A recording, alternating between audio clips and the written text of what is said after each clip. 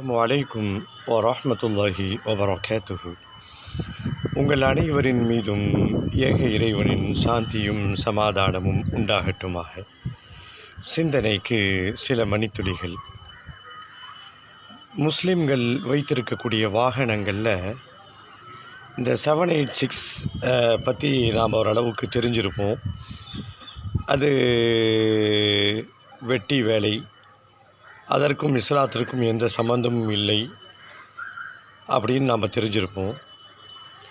அதே போல் இந்த 36ன்னு ஒன்று இருக்குது. 6666 46.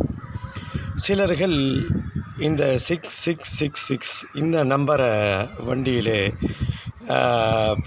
பதிவு பண்ணி வச்சுருப்பாங்க. வண்டியினுடைய நம்பராக இந்த மாதிரி 6666ன்னு இருக்கும். அதற்கு நீங்கள் பார்த்துருக்கலாம். அதற்கு என்ன காரணம் அப்படின்னு ஒரு நண்பர்கிட்ட கேட்டேன்.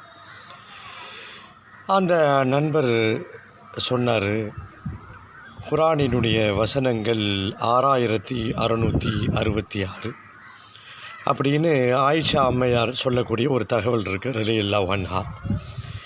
இதை ஒரு பயானில் கேட்டு இதை சென்டிமெண்ட்டாக, அப்போ அந்த குர்ஆன் நம்பரே நம்ம வண்டியில் வச்சா வண்டி சேஃபாக இருக்கும், பெட்ரோல் இல்லாமல் வண்டி ஓடும், ஃபஸ்ட்டு கியர் போட்டு அப்படியே சொர்க்கத்துக்குள்ள போயிடலாம், அப்படியெல்லாம் அவராக நிறைய யூகங்களை வகுத்து கொண்டு அந்த நம்பரை வைக்கிறார்.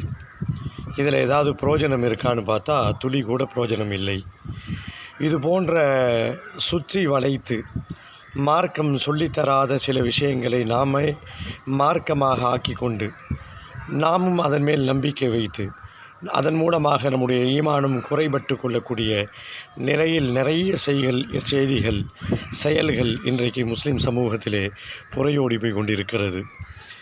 அதையெல்லாம் களைவது தான் இந்த பதிவுகளின் நோக்கம். இஸ்லாத்தை புரிந்து கொள்வோம், இறை அருளை பெறுவோம்.